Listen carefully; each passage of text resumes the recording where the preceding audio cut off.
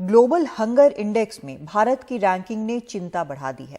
इस साल भारत की रैंकिंग पिछले साल से भी नीचे चली गई है। ग्लोबल हंगर इंडेक्स 2022 में भारत इस साल 107। India has slipped 6 positions in the latest Global Hunger Index report and now ranks 107 out of 121 countries with a score of 29. क्या प्रधानमंत्री नरेंद्र मोदी ने भारत को भूखा मरता छोड़ दिया है? क्या भारत की हालत पाकिस्तान, श्रीलंका, बांग्लादेश से भी खराब है? नमस्कार दोस्तों, ग्लोबल हंगर इंडेक्स की रिपोर्ट आ चुकी है और इस बार फिर से इंडिया को काफ़ी लो रैंक मिली है। इस बार इंडिया को जो रैंक मिली है वो 107th रैंक है out of 121 countries. Last time भी इंडिया को काफ़ी लो रैंक मिला था। लास्ट टाइम की अगर मैं बात करूँ 2021 की, तो उस वक्त इंडिया को जो रैंक मिली थी वो थी 101 रैंक मिली थी आउट ऑफ 121 कंट्री। और श्रीलंका, पाकिस्तान, बांग्लादेश, नेपाल, इवन ये सारे कंट्री जो हैं ये इंडिया से बेटर स्थान ले लेते हैं। आखिर क्या वजह है, किस कारण से ये जो देश है श्रीलंका, नेपाल, पाकिस्तान, ये सारे देश इंडिया से बेटर रैंक लेते हैं और इंडिया इससे पीछे रह जाती है। हालांकि मैं बता दूं कि इंडियन गवर्नमेंट ने इस ग्लोबल हंगर इंडेक्स की रिपोर्ट को रिजेक्ट कर दिया है। लास्ट टाइम भी रिजेक्ट किया था, इस बार भी रिजेक्ट कर दिया है।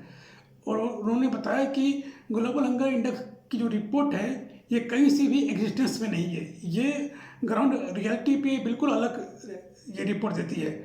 सो भारत सरकार ने इसे तो रिजेक्ट कर दिया। तो चलिए इस वीडियो में मैं यही जानने की कोशिश करेंगे कि आखिर क्या कारण है, किस वजह से इंडिया को जो है वो इतना कम रैंक मिला है। चलिए वीडियो शुरू करते हैं। तो दोस्तों मैं बता दूं कि इंडिया को जो इस बार जो रैंक मिला है वो 29.1 रैंक मिला है, जो कि एक सीरियस कैटेगरी का माना जाता है। GHI यानी कि ग्लोबल हंगर इंडेक्स जो रिपोर्ट बनाती है अपनी, इसमें वो 5 कैटेगरी में बनाती है। पहला वो जो कि अगर 9.9 तक की जो रैंक ये देती है, इसका मतलब ये हुआ कि वैसी कंट्री जिसमें कि हंगर रेट जो है वो काफ़ी कम है, वहाँ के लोग में जो हंगर का जो वो पैरामीटर है वो काफ़ी कम है। उसके बाद ये रिपोर्ट बनाती है 10 to 19.9, ये मॉडरेट मानी जाती है, ठीक है। उसके बाद ये बनाती है, इसके बाद जो इसकी जो लिस्ट है 20 to 34.9, इसमें इंडिया का रैंक दिया गया है। इंडिया का जो रैंक है 29.1, इसी लिस्ट में इंडिया को रखा गया है, इसे सीरियस माना जाता है। उसके बाद सर जो आती है 35.49.9, ये इसको बहुत ही सीरियस माना जाता है, अलार्मिंग माना जाता है। और जिसकी 50 या उससे अधिक है तो समझिए कि उस कंट्री की हालत क्या होगी। तो क्या कारण है कि पाकिस्तान, श्रीलंका ये सारे बेटर रैंक लेके बैठे हुए हैं। तो दोस्तों मैं बता दूं कि इसमें सिर्फ प्रोपेगेंडा है और कुछ भी नहीं है। GHI जो अपना रिपोर्ट बनाती है वो सिर्फ एक लमसम अमाउंट, एक डाटा तैयार करती है, उस बेसिस पे ये अपना रिपोर्ट तैयार करती है। अब मैं एक एग्जांपल देता हूँ आपको। पाकिस्तान में इस बार बाढ़ की चपेट में आ गया था। उस पर काफ़ी सारे चाइना से कर्ज लेने के कारण और भी बहुत सारे इसके नेचुरल डिजास्टर फेस करने पड़े, जिस कारण से इसकी इकोनॉमी काफ़ी पीछे चली गई है अभी। और श्रीलंका अभी इकोनॉमिक क्राइसिस से गुजरी है। इवन कि भारत ने श्रीलंका को काफ़ी हेल्प भी किया है, बाय द मॉनेटरी टर्म और फूड ग्रेन से भी हेल्प किया है। इसके बावजूद पाकिस्तान को 99 रैंक मिली है, श्रीलंका को 64 और नेपाल को 81 रैंक मिली है। अब बताइए, ये कहीं से भी वाजिब नहीं लगती है। जो कंट्री इकोनॉमिक क्राइसिस से गुजर रही हो, जो कंट्री में बाढ़ के चपेट में आके उसकी इकोनॉमी क्रैश कर चुकी हो, वो कंट्री की रैंकिंग इंडिया से बेटर कैसे हो सकती है? जबकि इंडिया ने उसे हेल्प भी किया है, फिर भी इंडिया से उसे कम रैंक दिया गया। तो मैं बताता हूँ, एक रिपोर्ट में बताता हूँ इस बार 2022 में जो रिपोर्ट आई है वो इसी रिपोर्ट का ये मानना है कि इस बार इंडिया ने 130 मिलियन टन राइस प्रोड्यूस किया है, 106 मिलियन टन व्हीट प्रोड्यूस किया है और 51 million ton other grain produce किया है।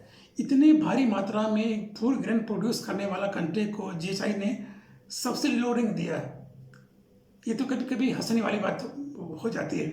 दोस्तों, अपना इंडिया जो है वो 5th लार्जेस्ट इकोनॉमी भी है और 3rd largest foreign exchange reserve भी इंडिया के पास ही है।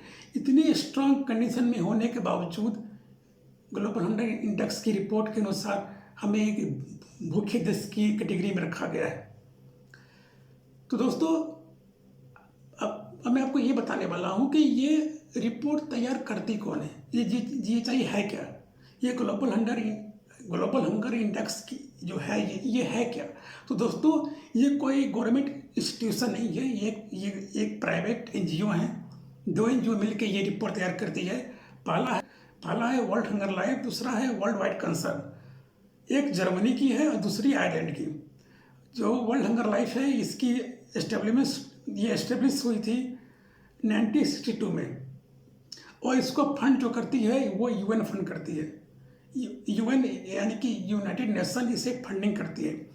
और यही यूएन ने ये भी अपना एक स्टेटमेंट दिया था कि पाकिस्तान की 42% पॉपुलेशन फूड क्राइसिस से गुजर रही है।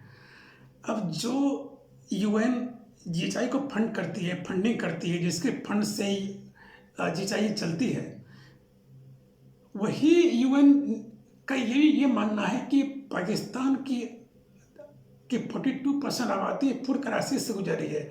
तो यही जीएचआई इंडिया को कम रैंक दी है और पाकिस्तान को ज़्यादा रैंक दी है, क्योंकि उसका जीएचआई का मानना है कि पाकिस्तान में इंडिया से बेहतर हालात हैं। भाई, जब बेहतर हालात हैं तो फिर यूएन ने ऐसा क्यों कहा कि पाकिस्तान की जो आबादी है 40 से 42% आबादी वो फूड उसमें हंगर के रेट ज़्यादा है वो फूड। ठीक है, तो दोस्तों अब मैं ये आपको बताने वाला हूँ कि ये हंगर, और दोस्तों अब मैं आपको ये बताने वाला हूँ कि ये हंगर का मतलब क्या होता है। ये अगर आप आगे सोचते हुए कि हंगर का मतलब ये कि कितने लोग भूखे पेट सो रहे हैं, तो ये हंगर का डिफिनेशन नहीं हुआ।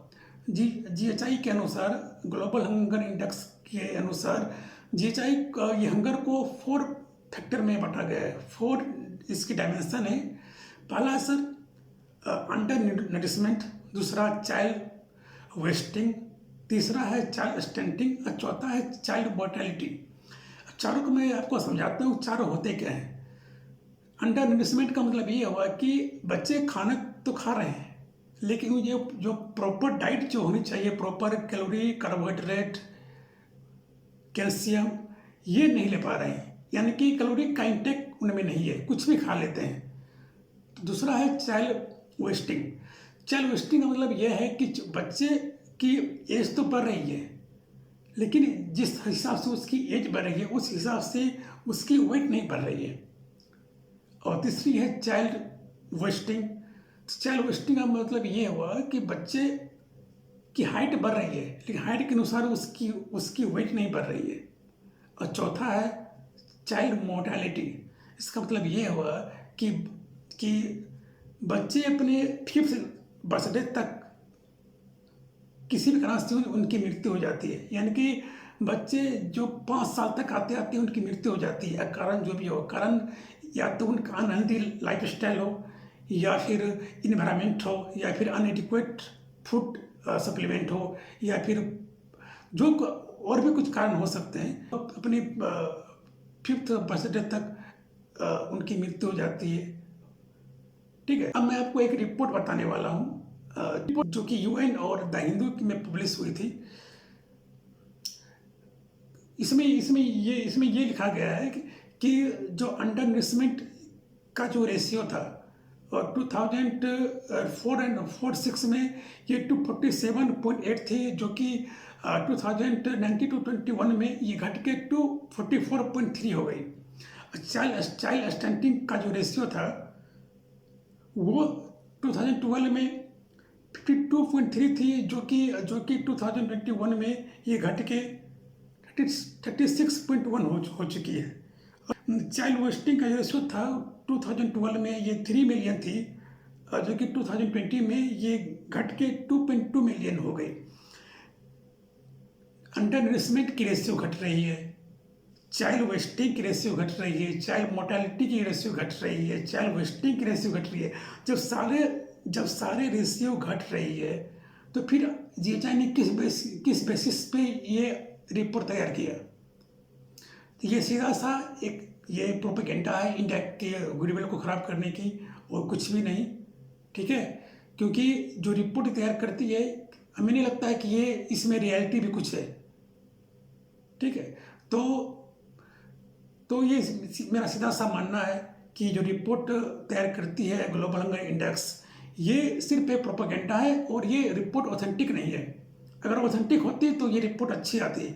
जब इंडिया एक बेटर कंडीशन में है और इसके सारे जो फैक्टर हैं, जो सारे जो चाइल्ड स्टंटिंग है, चाइल्ड मोर्टेलिटी है, चाइल्ड वेस्टिंग है, इस सारे की रेशियो जब घट रही है तो फिर हंगर इंडेक्स में इंडिया को इतनी कमरे क्यों मिले? तो जाहिर सी बात है, ये इंडिया के इमेज को ख़राब करने की कोशिश है। शुक्रिया दोस्तों, वीडियो में बने रहने के लिए धन्यवाद। कमेंट करके जरूर बताइएगा कि वीडियो आपको कैसी लगी। शुक्रिया, धन्यवाद।